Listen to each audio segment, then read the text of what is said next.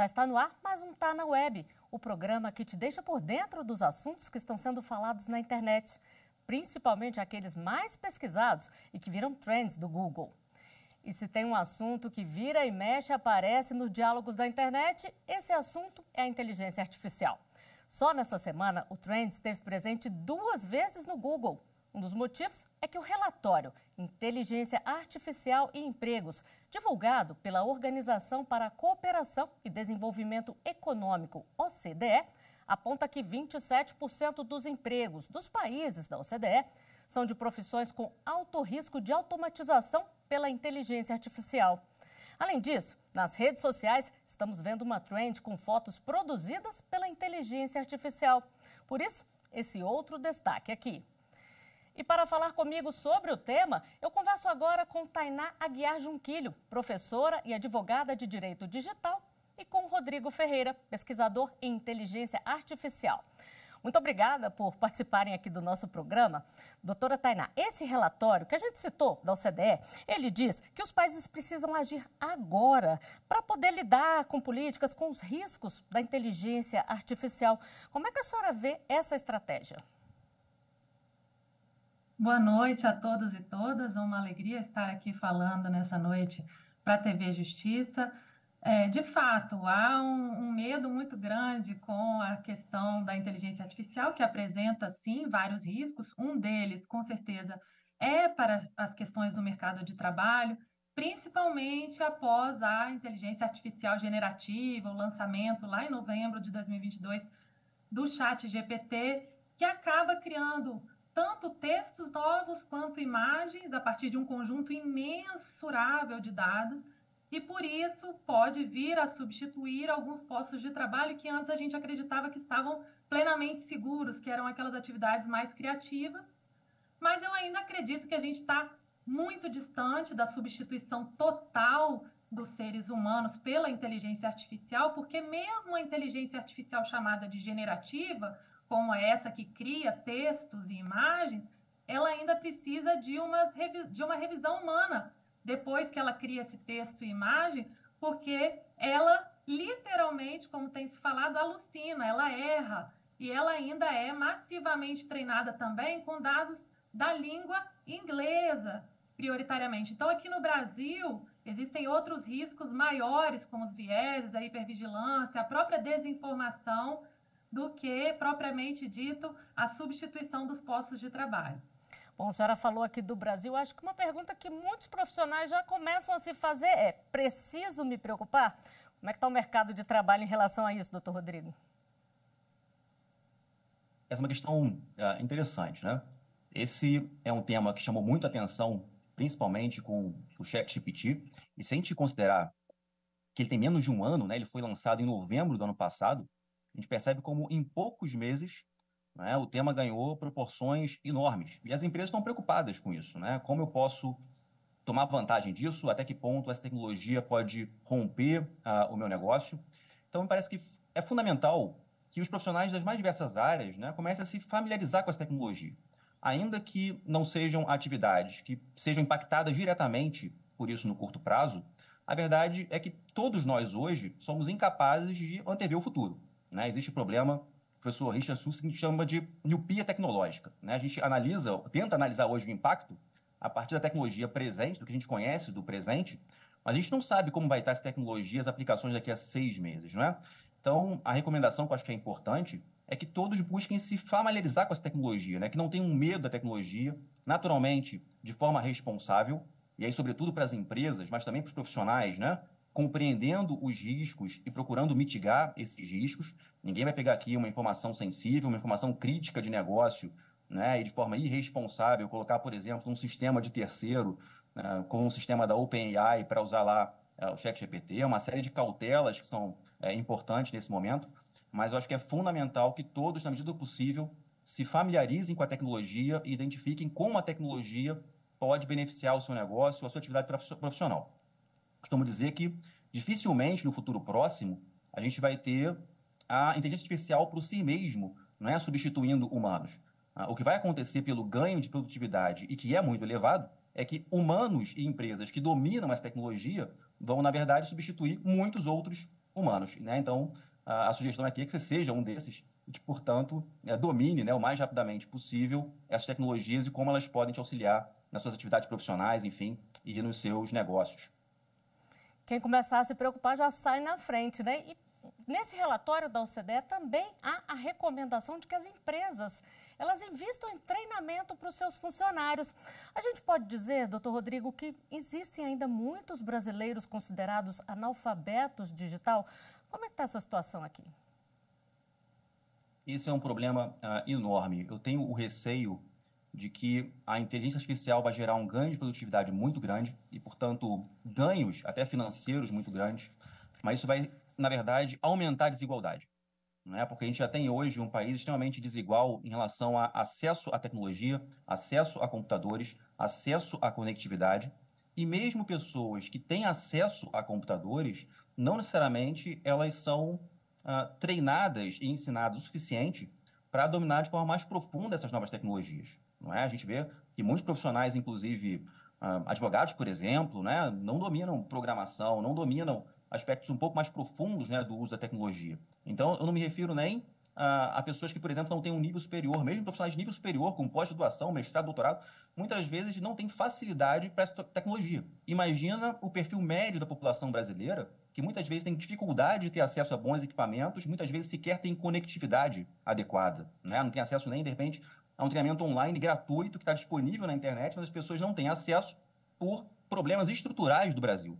Então, me parece que esse é um problema muito grave, que transcende muito a questão da tecnologia. Me parece que a gente precisa de um projeto de Estado, né, que invista realmente no desenvolvimento tecnológico do país, não deixando ninguém para trás. Isso envolve conectividade, isso envolve, sobretudo, educação, isso envolve facilidades, né, de acesso a tecnologias pelas crianças, desde a escola pública, no interior, né, nos cantos todos do Brasil.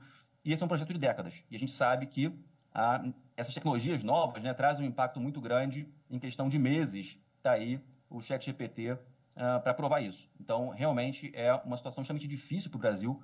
A impressão que eu tenho é que, infelizmente, essa tecnologia ela vai, na verdade, agravar as desigualdades. Bom, tudo muda muito rápido, como a gente está falando aqui, e a legislação tem que acompanhar, né, doutora Tainá? Como é que está a regulamentação da inteligência artificial? Com certeza, a regulação para nós do direito é um desafio muito grande, principalmente porque, como o Dr. Rodrigo falou, essas tecnologias elas correm muito, numa velocidade muito mais rápida do que nossas respostas jurídicas a essas tecnologias. Então, a gente tem um movimento mundial em torno e requerendo e discutindo legislações. Então, a gente tem o AI Act na União Europeia, que está em vias de ser aprovado, a China, o Japão e vários outros países do globo pensando em regulações. Aqui no Brasil, a gente tem um que foi proposto pela Comissão de Juristas, o senador Rodrigo Pacheco também apresentou, que é o PL, o Projeto de Lei 2338, que vai apresentar uma regulação baseada em riscos. Então, existem alguns riscos considerados gravíssimos, como, por exemplo, na União Europeia, né, no AI Act, que são, inclusive, banidos, como por exemplo, o policiamento preditivo. O policiamento preditivo ele vai ter o uso banido por essa legislação. Ainda são projetos que não foram aprovados ainda no Brasil e nem no mundo. A União Europeia tem se esforçado para se tornar a primeira em termos de regulação aprovada. Vamos ver, né, daqui a alguns dias se realmente isso acontece. Mas o fato é que a gente também precisa investir tanto no PL, na aprovação, porque existem sim riscos, quanto, e aí voltando à pergunta passada, também na estratégia brasileira de inteligência artificial, na revisão dessa estratégia, para que a gente invista concomitantemente com a mitigação dos riscos, também invista em não se tornar o que Cédric Villani chama de cybercolônia, para que a gente não seja neocolonizado pelas tecnologias e que a gente capitaneie também e se torne referência na produção de inteligência artificial responsável. E enquanto se trabalha, né, para essa regulamentação, para esse investimento que vocês dois disseram aqui ser muito necessários, a IA, a inteligência artificial, ela já é uma ferramenta muito usada. O judiciário é um exemplo disso. O STF, por exemplo, tem várias ferramentas que já adota, que já ajudam aí a acelerar os processos, o julgamento dos processos. Que bons exemplos a senhora pode dar aqui para a gente, doutora Tainá? Olha, orgulhosamente eu participei do primeiro projeto em inteligência artificial aplicada a uma corte constitucional no mundo, que foi realizado sob a gestão da ministra Carmen Lúcia, chamado Projeto Vitor, em homenagem ao ministro Vitor Nunes Leal. Foi um ministro importantíssimo da Corte Constitucional brasileira, que passou pela nossa história e que teve aí homenagem nesse nome, que foi o primeiro projeto que nasceu lá em 2018. Desde 2018, um relatório da Fundação Getúlio Vargas já aponta que existem mais de 44 tribunais brasileiros desenvolvendo inteligência artificial e projetos. Esses projetos eles servem para agrupamento de peças jurídicas, para revisar petições, para jurimetria, que é a estatística aplicada ao direito, para a criação de chatbots que vão conversar com os jurisdicionados, para encontrar jurisprudência e coadunar a jurisprudência. Então, existem várias formas de aplicação e vários projetos, sim. Inclusive, o Brasil tem se tornado referência, como eu falei, mundial no desenvolvimento e aplicação de inteligência artificial para o ecossistema de justiça. Só deixando claro, gente, que a inteligência artificial, ela auxilia o julgador, mas ela não produz decisões. Doutor Rodrigo, então vamos dar agora uma dica para quem está em casa nos assistindo, né? Como se preparar aí, o que fazer para não ficar para trás em toda essa onda aí de tecnologia, de inteligência artificial que a gente está vivendo. Eu diria que para o público, né, que está nos ouvindo aqui, a principal sugestão é realmente experimentar a tecnologia, né? Tem muita gente conversando, aquela conversa curiosa, às vezes alguns pensando que, né, a inteligência artificial nos matará, outros dizendo que a inteligência artificial nos salvará. Então, tem muito esse discurso, né, ou redentor, ou pessimista do apocalipse. Mas acho que, para além dessas conversas, é fundamental realmente experimentar a tecnologia. Para além de falar sobre ela, acho que se eu pudesse deixar uma recomendação aqui hoje, é que vá lá no site da OpenAI, vai lá no site das principais ferramentas, cria uma conta gratuita mesmo e começa a experimentar essas tecnologias. Não é? Acho que quanto mais a gente se familiarizar com a tecnologia, a gente começa a entender o real potencial, começa a compreender melhor os riscos, né? E naturalmente de forma responsável, né? Começa a entender melhor como isso pode ajudar a nossa vida. Bom, fica aí a dica importante. Doutor Rodrigo, doutora Tainá, muito obrigada pela entrevista aqui. Bom, e agora a gente volta para as telas do Google para saber quais outros assuntos têm sido pesquisados durante a semana na web. Vamos para os destaques. Começamos com uma trend que merece nossa atenção: Síndrome de Guillain-Barré, uma doença que afeta o sistema neurológico das pessoas. O Peru declarou emergência de saúde no último domingo, depois da morte de 4 pessoas por essa doença. Ela não é contagiosa e é uma doença autoimune. Outro destaque é o ex-BBB Felipe Prior, que foi condenado a 6 anos de reclusão pelo crime de estupro, com regime inicial no semiaberto. Segundo o Ministério Público, o crime aconteceu em agosto de 2014, ainda na época que ele cursava a faculdade. E a vítima era uma colega que estudava no mesmo local. A advogada de defesa vai recorrer da decisão. E o nosso último destaque é curioso e vem lá de Minas Gerais. Um aluno de 12 anos encontrou uma pepita de ouro durante um passeio escolar na mina de ouro Tancredo Neves, que já está desativada há mais de um século. Olha que rapazinho sortudo. A pepita é pequena e deve valer de R$ 150 a R$ 180 reais. E nós vamos fazer uma pausa agora. A gente volta já já com mais informações. Não saia daí.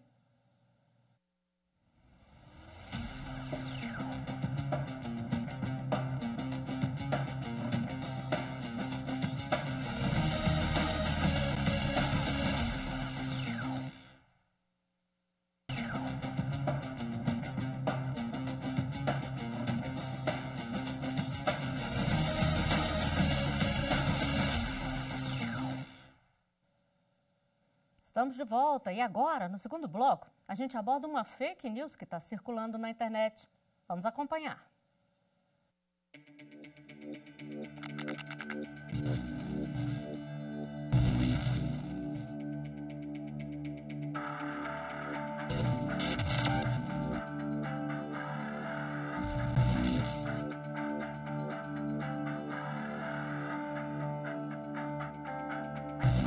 como oncologista, eu queria desmitificar uma fake news que foi propagada de que raio-x dentário, de que mamografias causam câncer de tireoide. Isso não é verdade, isso é completamente uma fake news.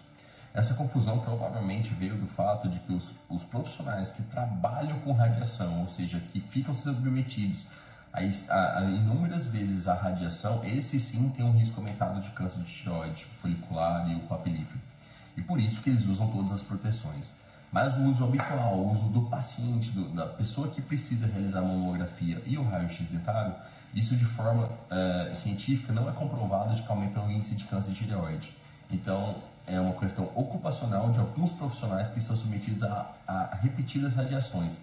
Mas isso não vale para a pessoa, para o paciente. Isso é completamente uma fake news e a gente tem que ter cuidado com esse tipo de informação.